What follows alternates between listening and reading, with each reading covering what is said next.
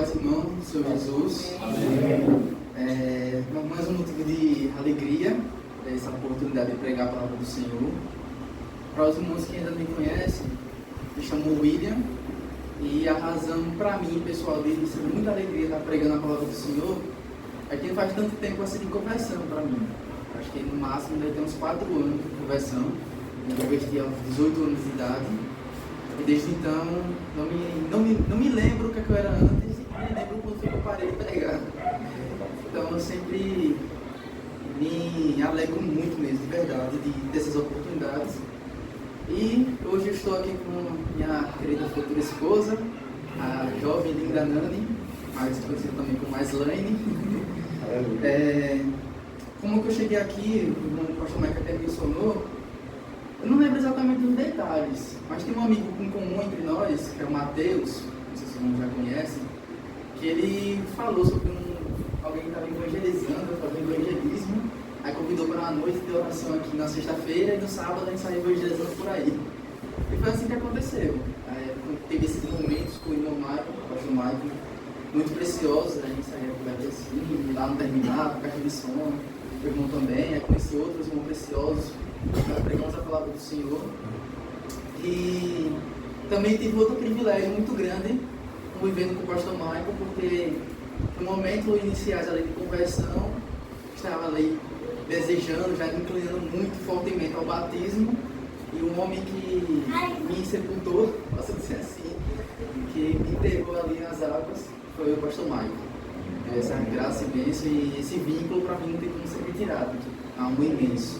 Então, muito de alegria, privilégio de estar aqui dentro de vocês, trazendo essa mensagem, que acredito que será simples, porque graças a Deus o texto em si também é simples. Gostaria de que nós pudéssemos estar lendo 3 textos, que na verdade são só os 3 lugares em que esse mesmo texto é citado.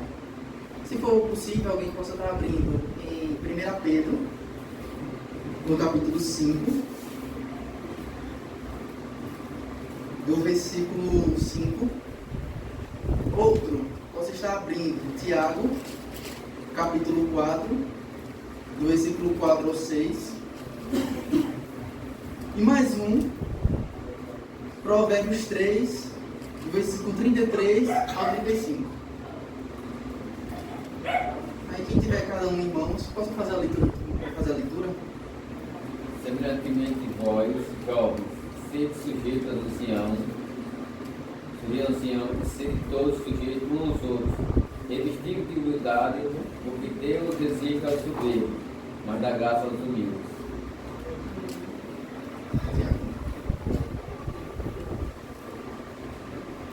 Tiago 4, versículo 4 ao 6. Infiéis, não compreendeis que a amizade do mundo é inimiga de Deus? Aquele que você fizesse amigo do mundo constitui-se inimigo de Deus. Ou supondes que em vão afirma as Escrituras, com ciúme nós anseia o Espírito que ele fez habitar em nós. Antes, ele dá maior graça, pelo que diz, do resiste ao soberbo, dá maior graça ao humilde. Sim, Provérbios 3, versículo 33 ao 35.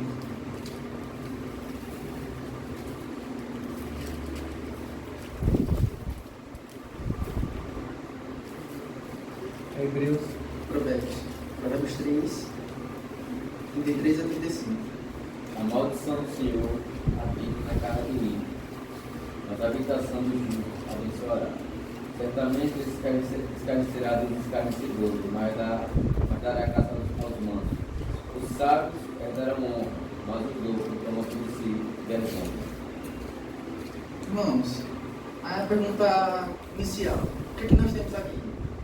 Nós temos o texto base, Provérbios 3, versículo 33 a 35, enfatizando o texto que fala que Deus resiste aos soberbos, mas dá graça aos humildes. Um texto de Provérbios no original, no caso, Deus escarnece dos escarnecedores, mas dá graça aos humildes. E aí nós temos 2 textos do Novo Testamento em que os escritores, inspirados por Deus, citaram esse mesmo provérbio, que Deus resiste ao soberbo, mas dá graça aos humildes. Lá na minha igreja, que eu esqueci de mencionar, eu sou membro da primeira igreja batista no Fundo do Colo, atualmente. Estou em um processo de mudança de igreja. Aí peço até orações para os irmãos, em sabedoria para isso. Porque é uma decisão muito difícil, por amor aos irmãos que eu tenho. É uma decisão muito difícil para mim, mas acredito que seja da vontade do Senhor. E lá na igreja do Fundo do Colo, na primeira igreja batista, nós estamos iniciando um estudo sobre a reforma protestante. Mesmo que a dia da reforma já tenha passado, o pastor achou por bem a gente estudar esse assunto. Por quê? Porque a nossa igreja passou por muitas dificuldades desde a sua fundação. E desde a sua fundação, ela passou por essas dificuldades. E como um método de reconstruir a igreja, através do ensino da palavra, o pastor achou por bem ensinar sobre a reforma protestante, para que nós, inspirados pelos reformadores, pela reforma protestante, também conduzíssemos nossa igreja a uma reforma, a uma reconstrução. E uma das bênçãos que nós temos para a reforma protestante é justamente a gente ter acesso a textos bíblicos na nossa própria língua. Algumas confissões de fé, a gente vai ler lá alguns artigos, nos artigos da declaração de fé vai dizer algo mais ou menos assim, que aprove ao Senhor que, para que a palavra fosse entendida por todos os povos, com o seu próprio entendimento, ela fosse traduzida para todas as línguas. Isso é bênção da divina da reforma protestante. Por que isso é importante que eu estou falando isso? Porque nós podemos ler o texto de Provérbios, o texto de 1 Pedro e o texto de Tiago com uma facilidade de entendimento até, com uma certa compreensão simples, porque o texto já é simples, imagine só na nossa própria língua. Vejamos o seguinte, o texto diz claramente: Deus resiste ao soberbo, mas dá graça ao humilde. Vamos considerar o seguinte rapidamente. Se nosso coração se levantar qualquer pedacinho que houver de orgulho, de soberba, de altivez, a posição de Deus, claramente, de acordo com a palavra, é resistência. Ele está em oposição a qualquer orgulho e soberba que há em nosso coração, em nossas práticas, em nossa vida, em tudo que nós fizermos. Mas, se nós nos humilharmos perante Ele nessa situação, Ele dá graça a esses que são humildes. A pergunta, então, rápida e básica, quase que já termina o sermão. Porque se Deus resiste ao soberbo, mas dá graça ao humilde, se nós estivermos com soberbo no coração e Deus está assim em oposição a nós, quem é que consegue resistir a isso? Quem é que consegue dizer com tanta certeza e convicção que se Deus lutar contra a mim mesmo, eu vou vencer contra Ele? Não há quem diga isso. Não há quem fique de pé numa batalha contra o Deus Todo-Poderoso. Não através do orgulho. Não através do orgulho. Porque, por exemplo, se nós formos lá em Gênesis 32, do versículo 22 até o 32, o que é que nós vamos ter lá? A história, o relato da Bíblia de Jacó lutando com Deus. Nós vamos ver também que ela luta com o anjo, mas sabemos que os anjos representavam Deus na terra. Mas Jacó lutou com Deus. Pergunta: Jacó lutou com Deus através da soberba? A resposta é não.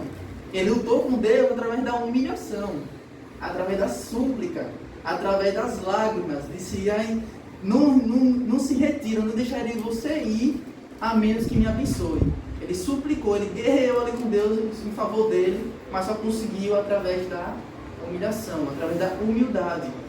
Ou seja, se há alguém que consegue vencer a Deus nesse sentido, é somente através da humildade, mas através da soberba não há quem vence. Amém. Então, irmãos, nós temos crido e nós temos confessado que na batalha de Deus contra o orgulho que já existe em nosso coração desde nascença, nós já somos logo derrotados por Deus em todo o nosso orgulho. Mas se nós lutamos essa batalha, se Deus vai lutar contra nós, contra o nosso orgulho, e isso é através do Espírito de Deus, a nossa declaração é que o próprio Espírito vai nos conduzir em arrependimento para nos humilharmos. O homem na sua carne resiste contra Deus e Deus tem resistência contra ele. Mas pelo Espírito Santo nós não resistimos ao chamado dele e nos arrependemos em fé e então nos humilhamos diante dele. E tem até um hino antigo que canta: Senhor, quebra o rei roubador. Nós vamos então suplicar e cantar esse hino com toda a veemência, porque vai ser verdade em nossas vidas. Só que aí nós temos um porém. Um porém a respeito da nossa natureza humana. Que se Deus está nessa resistência e Deus vem lutar realmente contra todo o nosso orgulho, às vezes nosso coração é duro. Nem sempre nós nos rendemos a essa resistência de Deus. Às vezes, já que estamos num culto de oração, as nossas orações são impedidas por causa de algum orgulho que nem sabemos que temos. Às vezes nós não queremos chegar diante de Deus logo, em súplica, em oração, em arrependimento, porque achamos que temos algum mérito para chegar diante dele. É como diz um pregador, que eu gosto muito, ele fala assim, que às vezes nós chegamos em oração e em vez de nós pecamos contra Deus, começamos pecado. E nosso orgulho faz com que a gente primeiro queira orar, fazer uma leitura bíblica, primeiro vamos preparar um terreno ali para que Deus possa nos receber. É como Jacó também, quando Esaú vem, né? Ele primeiro tenta apaziguar a situação para então possa receber. Só que a ordem de Deus é que nós chegamos em Deus logo ao trono da graça. Logo em humilhação, rapidamente, porque não existe qualquer coisa que a gente consiga fazer para apaziguar, por assim dizer, a ira de Deus sobre o nosso pecado. Somente a humildade, a humilhação, se render a Ele e deixar que Ele vença, que Ele vai vencer contra o nosso orgulho. Então, irmãos, a verdade é que há quem resista em dureza de coração nessa batalha. Permanece em guerra e rebelião contra Deus, e Deus certamente está em guerra contra esse. Estou sendo bem fácil, porque essa vai ser a nossa ênfase, a mensagem inteira. E vou me esforçar para ser bem breve. Só que como nós vimos, existem 3 contextos em que essa expressão das Escrituras fala de que Deus resiste ao soberbo, mas dá graça aos humildes. Nós lemos 3 textos e vamos destrinchar um pouquinho os 3 em seus determinados momentos e depois vamos fazer algumas aplicações de forma geral e específica conforme o Senhor nos guiar. Mas antes de nós fizermos a nossa exposição, eu gostaria de convidar os irmãos só mais a uma oração. Senhor nosso Deus, amado Pai, Senhor, nós lemos a Tua Palavra, fizemos algumas considerações sobre aquilo que o Senhor revela nas Suas Escrituras. Precisamos da Tua ajuda, Senhor, para conduzir nosso coração em atenção, em zelo, em devoção ao Senhor. Precisamos da Tua ajuda, Senhor, para fitar nossos olhos na Sua Palavra e entender o que ela quer dizer para nós nesses 3 textos que nós lemos. Ajuda-nos, Senhor, ilumina nossa mente e nosso entendimento, através do Teu bom Espírito, nos méritos de Cristo Jesus. Assim nós oramos. Amém. O primeiro texto que nós vamos analisar rapidamente será o 1 Pedro, capítulo 5, versículo 5 ao 7. Na versão que eu deixei aqui anotada, ela vai dizer assim: da mesma forma, jovens, sujeitem-se aos mais velhos. Sejam todos humildes uns para com os outros, porque Deus se opõe aos orgulhosos, mas concede graça aos humildes. Portanto, humilhem-se debaixo da mão poderosa de Deus, para que Ele os exalte no tempo devido. Lance sobre Ele toda a sua ansiedade, porque Ele tem cuidado de vocês. O autor em que nós lemos aqui é o apóstolo Pedro. Aquele qual já até cantamos a canção de um certo Pedro.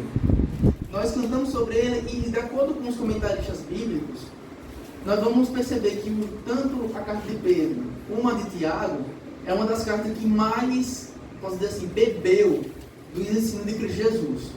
As cartas paulinas, elas ensinam o ensino de Jesus, mas em um contexto diferente, e é o Senhor Jesus falando algumas coisas novas, para assim dizer, através do apóstolo Paulo. Mas o apóstolo Pedro e Tiago, ele praticamente está reescrevendo de alguma forma, aplicando exatamente as palavras de Cristo Jesus, num determinado contexto. Então nós temos que essa carta de Pedro, que nós lemos, é um dos que mais se aproxima, por exemplo, do Sermão do Monte. Do Sermão da Montanha, que nós lemos lá em Mateus, a partir de Mateus 5. E o contexto, a palavra clara aqui, que nós lemos, é simples. Os jovens, e nós podemos debater talvez aqui sobre quem são esses jovens, se são jovens de idade, ou se são jovens no sentido que estão abaixo do que são mais velhos, ou seja, abaixo dos anciãos. Então dá para entender que o contexto aqui é para toda a igreja. A igreja toda está sendo chamada de jovens. E aí o jovem deve se submeter aos mais velhos, deve se sujeitar, deve obedecer a eles, deve estar em obediência e submissão. E ele faz isso dentro de um contexto muito específico. Se nós estudarmos e vermos, vamos ver que a igreja, no momento em que essa carta foi escrita, foi num contexto de perseguição muito forte para a igreja. A carta de Tiago, por exemplo, ela não foi escrita, a gente pode ver isso nos comentários bíblicos, dentro de um contexto de perseguição. Mas a carta de Pedro foi escrita justamente para consolar os irmãos que estão sendo perseguidos. E um dos consolos, antes de chegar até aqui, Pedro vai dizer em 1 Pedro 2,11, que é chamar os irmãos de peregrinos e estrangeiros na terra. A partir de 1 Pedro 3,18, vai dizer que os irmãos devem ser consolados porque os sofrimentos que estão passando é motivo da alegria, porque estão participando dos sofrimentos de Cristo Jesus. E em outro tempo, agora, a partir de 1 Pedro 4, do 12 ao 14, Pedro vai alertar os irmãos sobre o fim que está próximo e que toda aquela perseguição e sofrimento não deve surpreendê-los. Porque Jesus mesmo já disse que tudo aquilo ali deveria ser motivo de alegria para eles. Deixa eu dar um exemplo. Vamos ler Mateus, capítulo 5, versículo 11 ao 12.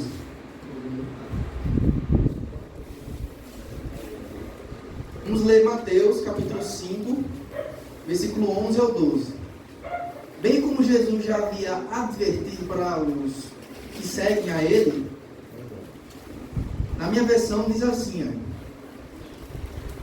bem-aventurados sois quando, por minha causa, vos injuriarem e vos perseguirem, e, mentindo, disserem todo mal contra vós. Regozijai-vos e exultai, porque é grande o vosso galardão nos céus, pois assim perseguiram os profetas que vieram antes de vós. Então, o que é que nós temos? O apóstolo Pedro, em consolo aos irmãos da perseguição, lembra das palavras de Jesus no Sermão do Monte. Então, até chegar nessa frase que Deus se opõe aos orgulhosos, mas dá graças aos humildes, temos esses outros consolos. E aí agora nós consideramos uma última coisa para nós entendermos o texto. Que no meio de tanta tribulação, no meio de tantas dificuldades, como nós vemos em Hebreus 10, era costume de alguns deixar de congregar. E deixando de congregar também significa deixar de se submeter às autoridades instituídas por Deus. Deixar de se submeter aos anciãos que Deus colocou lá. De se submeter até o próprio apóstolo Pedro, que ele mesmo disse que eu sou presbítero, ou seja, ancião, como todos vocês. Ele diz no versículo 1 do capítulo 5.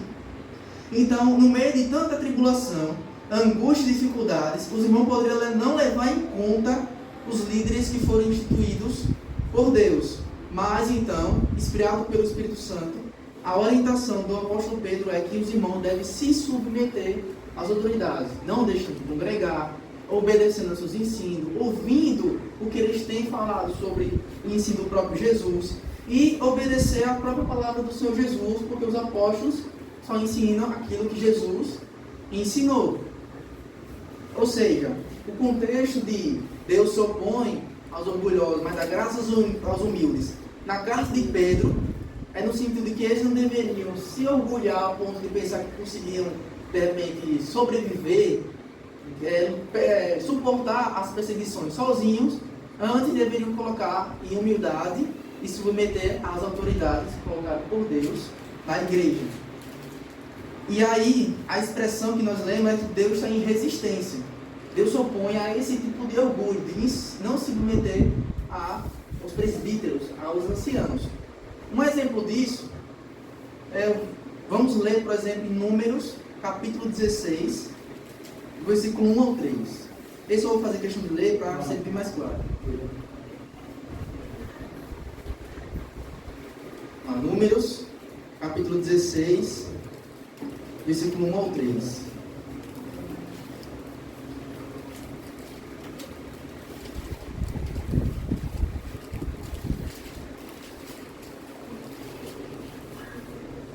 Diz assim: Corá, filho de Issá, filho de Coate, filho de Levi, tomou consigo a Datã e Abirão, filhos de Eliabe, e Apom, filho de Pelete, filhos de Ruben. Levantaram-se perante Moisés, ou seja, o líder, com 250 homens dos filhos de Israel, príncipes da congregação, eleitos por ela, varões de renome. E se ajuntaram contra Moisés e contra Arão e disseram: basta, pois que toda a congregação é santa, cada um deles é santo, e o Senhor está no meio deles. Porque, pois, vos exaltais sobre a congregação do Senhor. Pulemos agora para o versículo 12. Mandou Moisés chamar Datã e Abirão, filho de Eliabe. Porém eles disseram: não subiremos. Porventura é coisa de somente que nos fizeste subir de uma terra que mana leite e mel, para fazer-nos morrer neste deserto, senão que também queres fazer de príncipe sobre nós? Nem tampouco nos trouxeste a uma terra que mana leite e mel, nem nos destes campos e vinhas em herança. Pensas que lançará pó aos olhos destes homens? Pois não subiremos. Por fim, vamos pular agora para o versículo 28. Então disse Moisés: nisto conhecereis que o Senhor me enviou a realizar todas estas obras, que não procede de mim mesmo. Se morrerem estes, filhos de Corá, como todos os homens morrem, e se forem visitados por qualquer castigo, como se dá com todos os homens, então não sou enviado do Senhor. Mas se o Senhor criar alguma coisa inaudita, e a terra abrir sua boca e tragar com tudo que é seu, e vivos descerem ao abismo, então conhecereis que estes homens desprezaram o Senhor. E sucedeu que, acabando ele de falar todas estas palavras, a terra debaixo deles se fendeu, abriu sua boca e os tragou com as suas casas, como também todos os homens que pertenciam a Corá e todos os seus bens. Aí o que é que nós temos aqui? Uma reunião se ajuntando contra a liderança, contra os anciãos daquela época. Eles se levantaram justamente por causa do orgulho, porque veja, como é que você quer se colocar sobre nós, sendo que todos nós somos santos, todos nós somos iguais, não existe isso de liderança maior que nós. Ou seja, o orgulho que havia naquele povo. E aí a resposta de Deus para isso é bem clara, de acordo com o nosso texto, que Deus se opõe aos soberbos. Que a resistência de Deus contra esse povo foi tão grande que o chão inteiro se abriu, eles foram engolidos pela própria terra e foram diretamente ao Sheol, ao Hades, ao inferno. Eles foram diretamente à sepultura. Ou seja, nós temos um exemplo, e eu fiz que a gente traz esses exemplos para nós entendermos como é que Deus pratica, Deus realmente demonstra a sua palavra, fazendo com que aqueles que se opõem a ele, se opõem às lideranças, ele traga, ele resiste, ele tem oposição. E aí então agora nós podemos ir para o próximo texto, concluindo essa primeira parte dizendo que o fim de todo orgulho e altivez é o mesmo que de Corá, e todos que seguem os caminhos de Corá. Deus resiste a essa soberba, mas ele dá graça aos que se humilham. Se nós formos agora para o próximo texto que nós lemos, que é Tiago, no capítulo 4, na versão que está aqui anotada, diz o seguinte: adúlteros ou infiéis, vocês não sabem que a amizade com o mundo é inimizade com Deus? Quem quer ser amigo do mundo faz-se inimigo de Deus. Ou vocês acham que é sem razão que a Escritura diz que o Espírito que ele fez habitar em nós tem fortes ciúmes, mas ele nos concede graça maior. Por isso a Escritura diz: Deus se opõe aos orgulhosos, mas concede graça aos humildes. No mesmo sentido, fazer uma exposição rápida do texto, do contexto ali, para nós entendermos qual é a intenção de Tiago citar o texto de Provérbios. Tiago, como foi dito anteriormente, ele não está num contexto de perseguição, mas ele está dentro de um cenário em que havia irmãos, ou não, muito possuidores de terra, muito ricos. Eles eram abastados ao ponto de, por exemplo, então, se confiarem muito em suas riquezas, serem soberbos e altivos nas suas riquezas. Aí então Tiago estava lidando com uma região que havia muitos possuidores de terra e alguns deles podiam até ser cristãos. E por causa dessa soberba e orgulho, por ter muitas posses, o que é que Tiago estava lidando na carta dele? Estava lidando com o orgulho e soberba ao dinheiro, estava também lidando contra os conflitos de irmãos que privilegiavam os que tinham mais posses e desprezavam os que eram mais humildes. E ele também estava lidando com irmãos que tinham condições de ajudar e em vez de ajudar, eles retinham os seus bens e deixavam os irmãos padecer por necessidade. Ao ponto de repente, se o irmão bater na porta, pedir ajuda, diz, vem amanhã, que talvez eu tenha. Sendo que o irmão tinha bem ali na hora. E aí então Tiago, dentro desse contexto, antes de chegar nessa carta, ele, por exemplo, nos diz para aceitar a palavra de Deus e praticá-la, não ser apenas ouvinte, mas praticante dela. Nós vimos isso em Tiago 1, 21, 22. Ele condena então essa acepção de pessoas, ele condena toda essa distinção de valorizar mais aquele que tem e desprezar o que não tem. E ele também fala sobre um dos males que existia naquela época, naquele povo. Vamos ler Tiago, capítulo 3, versículos 5 e 6. Se o irmão não tiver achado, Tiago 3, versículos 5 e 6. Pode estar lendo. Assim também a língua é um pequeno membro, e gloricia de grandes coisas. Vê com grande bosque, um pequeno fogo incendeia. A língua também é um fogo, como um mundo de iniquidade. A língua está posta entre nossos membros, contamina todo o corpo, e inflama o curso da natureza, e inflamada pelo inferno. Veja, irmãos, dentro desse contexto todo de muitas riquezas, de soberba, de desprezo aos pobres, existe um mal também que existe naquele momento, que era o mal da língua. Os irmãos desprezavam, falavam palavras rudes, e a Tiago então também está combatendo isso que havia entre o povo. Aí agora a pergunta que fica de acordo com o nosso texto: qual é a causa, qual é a razão dessas pessoas serem assim? Dos irmãos naquele momento, das pessoas naquele contexto, serem dessa forma? Nós vemos isso no capítulo 4. Se nós começarmos o capítulo 4, ele vai perguntar: de onde procedem guerras e contendas que há entre vós? De onde, senão, dos prazeres que militam na vossa carne? Cobiçais e nada tendes, matais e invejais e nada podeis obter. Viveis a lutar e a fazer guerra, nada tendes porque não pedis. E pedis e não recebeis porque pedis mais mal, para esbanjares em vossos prazeres. Em outras palavras, o orgulho que havia no coração daquelas pessoas. As pessoas haviam um orgulho muito grande, uma soberba por causa dos seus bens e suas posses, de modo que desprezavam até os irmãos na fé. E aí então vem a citação, que levando em consideração o orgulho que havia no coração deles, a inimizade e as paixões desenfreadas que havia entre eles, o Tiago, inspirado por Deus, cita o texto de Provérbios, dizendo que Deus se opõe, Deus está em resistência a esse orgulho, mas Ele dá graça aos que são humildes. Ele dá graça aos que estão sendo humilhados ali diante deles. Ele faz isso para que possa conduzir os irmãos, possa levar os irmãos ao arrependimento. Para que eles então façam o que está no versículo 7. Sujeitavos, portanto, a Deus, mas resistir ao diabo, e ele fugirá de vós.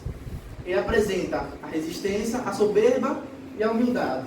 Agora ele vai dizer que tem se aproximar de Deus e resistir ao diabo. É como se estivesse dizendo que a origem da humildade vem de Deus, mas o orgulho vem do diabo. Então deve resistir a isso. Tal como Deus resiste ao orgulho, os irmãos devem resistir ao diabo. Ou seja, e esse então é o contexto que nós lemos aqui nessa carta. Algo parecido que vai nos ajudar a ilustrar um exemplo, nós temos o caso de Judas.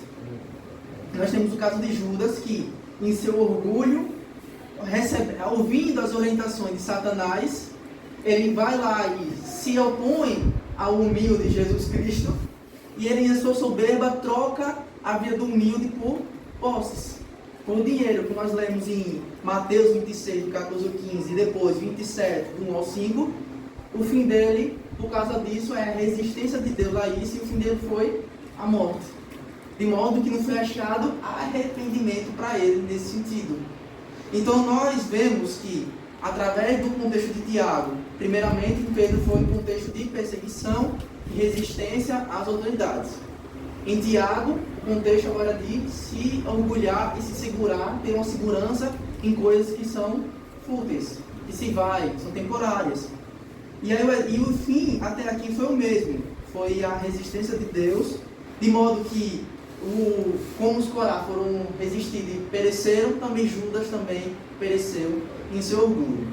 Para finalizar, irmãos, só essa parte das disposições, vamos só para o último texto, que é o texto de Provérbios, capítulo 3, do 33 ao 35, que diz: a maldição do Senhor está sobre a casa do ímpio, mas ele abençoa o lar dos justos. Ele zomba dos zombadores, mas concede graça aos humildes. A honra é a herança dos sábios, mas o Senhor expõe os tolos ao ridículo. Acredito que esse texto vai ser o que vai melhor nos ajudar a encaminharmos para as aplicações e para as conclusões. E nós vemos que os outros anteriores têm um contexto específico. Já o texto de Provérbios, o livro de Provérbios, ele é simples porque ele tem essa intenção de ser simples.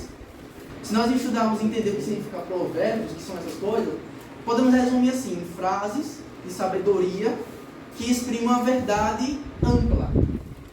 E uma outra ilustração que podemos ver para nos ajudar a entender o que são provérbios é basicamente assim: um homem velho, essa é a ilustração que eu gosto de usar, um homem velho, sábio, já experimentou muitas coisas dessa vida e agora ele se senta para falar de tudo que ele viu, assim, de provável, de que normalmente acontece. Por exemplo, nós lemos em Provérbios 1:19 que um homem que faz armadilhas contra os outros, com maldade no coração, ele mesmo se destrói na sua própria armadilha. Aí ele viu também na sua caminhada, em sua vida, que aquele que se encaminha para a casa da mulher adúltera, ele está indo para um lugar de morte. Nós vemos então também no capítulo 3, versículo 28 a 35, que aquele que nega ajuda, podendo ajudar o seu próximo, e aquele que tem inveja do homem mau, e aquele que é soberbo, a oposição de Deus está sobre ele. Versículos anteriores, do que nós lemos 33 a 35, nós vamos ver isso. Que não nega ajuda ao seu próximo, podendo ajudar hoje. E aí então, qual é a posição de Deus para isso? Para aquele que nega ajuda ao seu próximo? É de resistência e de batalha contra ele. Ou seja, o texto de Provérbios é uma verdade geral.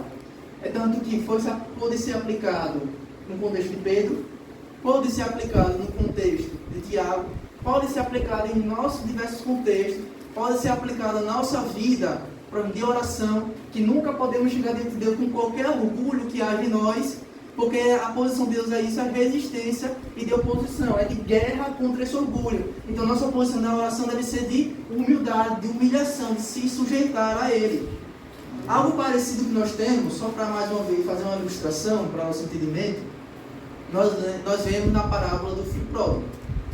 Não vou estar lendo aqui, acredito que os irmãos já conhecem bem essa parábola, mas em resumo é isso. Um jovem que, na sua soberba e orgulho, reivindica as posses da herança para o seu pai e gasta tudo nos seus orgulhos, gasta todos os bens, aquilo que ele podia fazer para satisfazer os seus desejos. E o fim dele foi estar na miséria, estar comendo até com porcos. Veja como humilhação ele passou por causa do seu orgulho. É como se, por causa do seu orgulho, a probabilidade dele, o caminho mais provável era esse mesmo, de miséria, porque Deus se opõe. A graça de Deus, o propósito de Deus, a sabedoria de Deus foi assim, de que nessa vida debaixo do sol, todo aquele que se opõe, todo aquele que é orgulhoso, tem a oposição de Deus, e no fim, quer seja nessa vida ou na eternidade, irá perecer, porque Deus está em oposição. Mas aqueles que se humilham, Deus concede uma graça eterna. E a parábola do filho pródigo ilustra muito melhor para nós isso, do que realmente a mensagem toda quer dizer. Que aquele que se orgulha, que de repente se ensoberbece, que confia em si mesmo, Deus então faz o caminho, o fim é o mesmo do filho pródigo. Sim, irmão, eu estou sendo bem enfático para fixar bem na nossa mente, para nós entendermos qual é a ilustração que a palavra de Deus quer nos trazer. Que se nós formos para o texto original de Deus resiste aos que são soberbos, a palavra ali tem um cunho militar. A palavra de resistência tem aquela ideia de que Deus se arma com todas as suas armas, ele põe na sua mão a espada, o seu escudo, arma suas flechas para todo orgulho que se levantar. E o texto não diz assim, Deus se opõe àquele pequeno orgulho, nem àquele grande orgulho. O texto não diz que Deus se opõe um pouco sobre esse orgulho, o texto só diz que ele se opõe. Então até mesmo sobre nós que somos crentes, não importa o pequeno que seja, a pequena fagulha do orgulho que esteja lá, Deus está em oposição. E nós devemos nos alegrar nisso.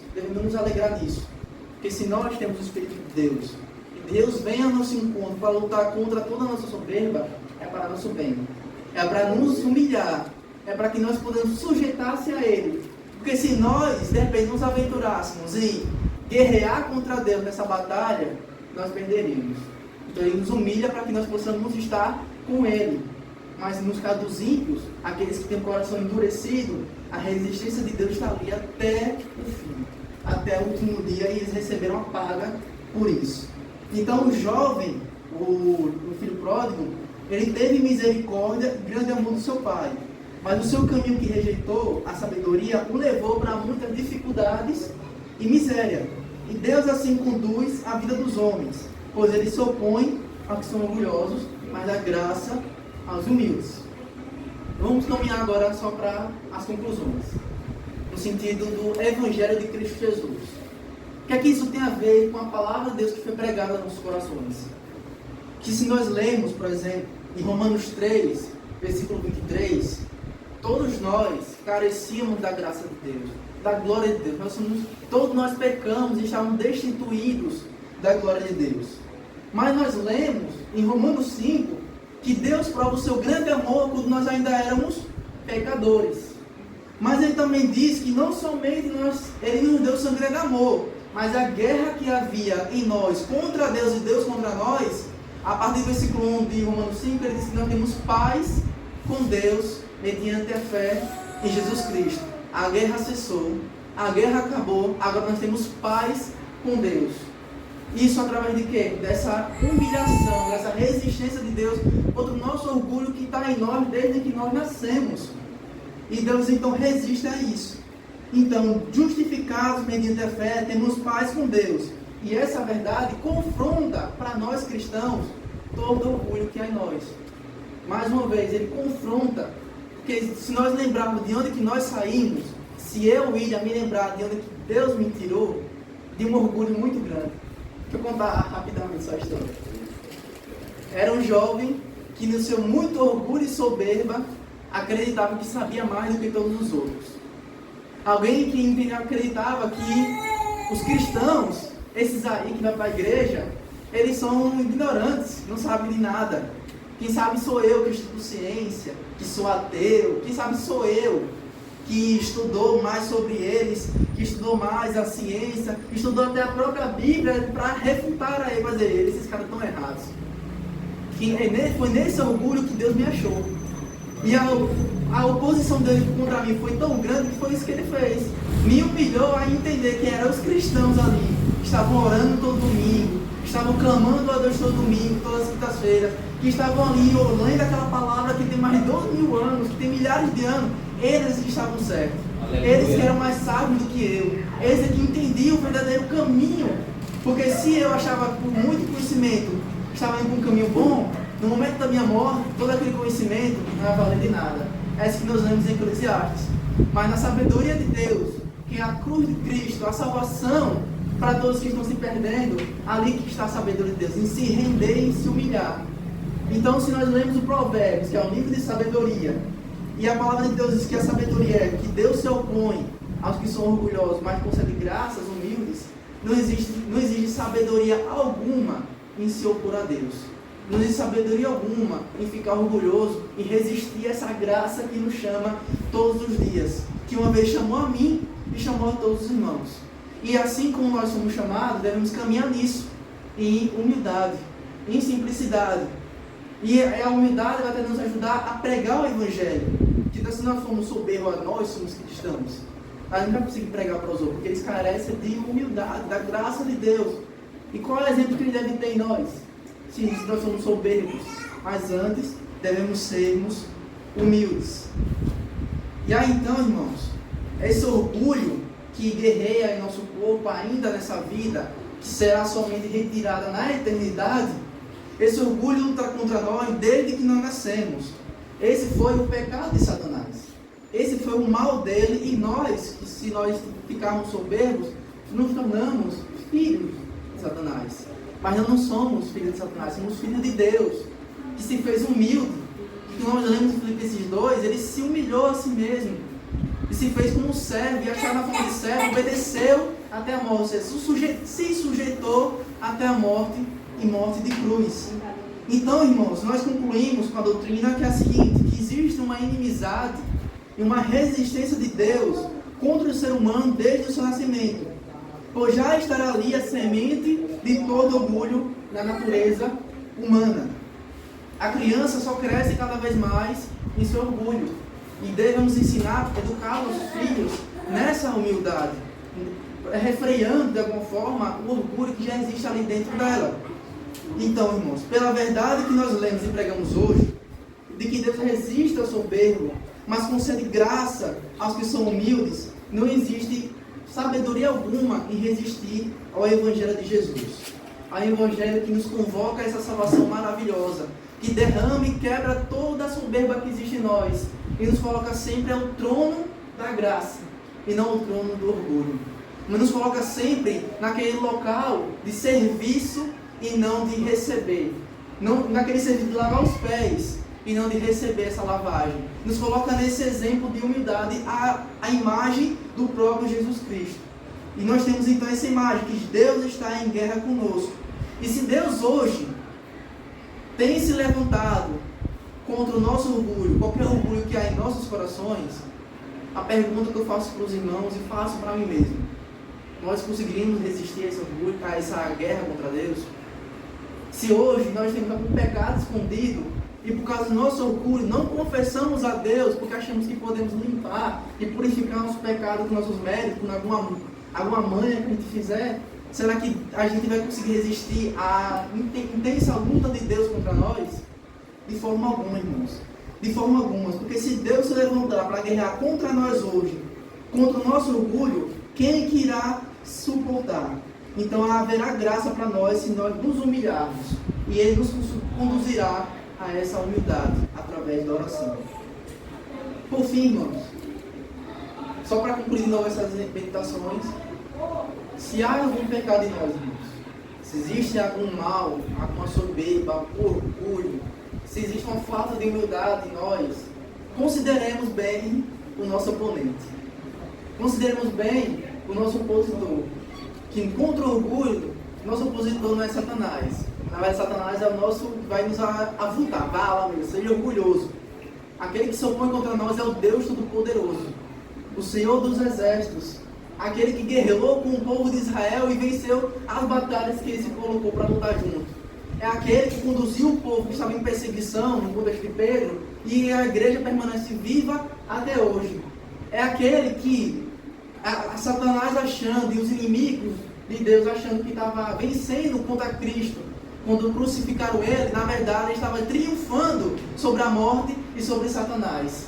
Então, será que nós vamos resistir a essa convocação de Deus, a nos humilhar diante do nosso orgulho? Será que nós vamos realmente batalhar cada vez mais contra Deus? Mas antes vamos nós nos humilhar perante Ele. Obedecer à ordem de Tiago que diz: sujeitai-vos, portanto, a Deus, mas resisti ao diabo e ele fugirá de vós. O versículo 8 diz: chegai-vos a Deus e ele se chegará a vós outros. Purificai as mãos, pecadores, e vós que sois de ânimo dobre, limpai o coração. Versículo 10: humilhai-vos na presença do Senhor e ele vos exaltará. Que assim o Senhor aplique em nosso coração essa palavra. Que o Senhor conduza o nosso coração, que se não há de repente alguma soberba, algum orgulho em nós, se realmente conseguimos examinar isso no nosso coração, mas que nós alimentemos cada vez mais o sentimento de humildade. Com isso, para finalizar, gostaria de fazer só algumas aplicações. Primeira aplicação: humilhe-se diante do Senhor através da oração. Humilhe-se diante do Senhor, indo congregar, vindo à igreja para estar junto com os irmãos. Porque não podemos ser orgulhosos ao ponto de achar que podemos vencer sozinhos essa caminhada cristã. Segunda aplicação: não tenha um conceito elevado de si mesmo. O apóstolo Paulo fala isso em Romanos 12, que ninguém tem um conceito elevado sobre si mesmo. Ou seja, não tenhamos soberba e achar que somos inteligentes bastante, como eu era. Não sejamos altos bastante para pensar que temos força suficiente. Não pensemos que somos melhores do que outras pessoas, mas antes nos humilhemos e não temos um conceito muito elevado. Sejamos humildes. Terceira aplicação prática: os irmãos perseverem, nós perseveremos em meditar em coisas que nos levem à humildade. Simples, irmão. Leamos os Salmos e meditemos sobre as grandezas de Deus. Meditemos os poderosos feitos do Senhor. Também meditemos sobre nossas debilidades e fraquezas, sobre as nossas debilidades e nossa pequenez. Olhemos para o céu e vejamos quão grande o céu nos encobre, e nós aqui pequenininho aqui embaixo. E nesse céu existe um outro mais acima, existe outro, existe galáxias distantes. Um Deus grandioso só pode criar um universo grandioso, mas nós aqui, uma pequena poeira desse universo. Mas ainda assim, Deus olhou para nós, que dentro dessa toda a nossa soberba, Ele nos enviou o seu Filho para se fazer nos fazer a imagem homem, a imagem de homem, e se humilhou e morreu pelos homens. Então, irmãos, medite em coisas que te levem a ser mais humilde. Medite nas grandezas de Deus e na sua própria pequenez. Uma última aplicação, e essa aplicação é um pouco mais contextual para a nossa cultura e para o momento que nós vamos viver daqui a poucos dias, que é o Natal. Nós vamos ver no Natal, por exemplo, se nós consultarmos as Escrituras, consultarmos os irmãos mais antigos, nós sabemos que não existe nenhuma ordenança específica para nós celebrarmos o Natal. Mas isso não significa que não devemos tomar proveito dessa festividade cultural, de tudo aquilo que nós aprendemos, para pregar as verdades que há no nascimento de Cristo Jesus. Que a verdade vai ser declarada é essa: Cristo nasceu. Devemos pregar o motivo porque é que Jesus veio ao mundo. Mas nesse contexto que nós vivemos, nessa cultura, há muita soberba manifesta. Há muito orgulho, pessoas exibem seus presentes grandiosos, exibem suas pompas, suas luzes, muitas árvores, suas bolas de Natal que enfeitam tudo. Não estou dizendo no nosso caso, mas que muitos da nossa cultura fazem assim. Então, irmão, nossa aplicação que eu quero com os irmãos é que nesse período natalino que nós celebramos o nascimento de Jesus, não deixemos que nosso coração entre nesse caminho errado. Mas antes, lembremos do nascimento humilde de Jesus, o Rei da Glória, aquele que foi exaltado, aquele que tem um nome acima de todo nome.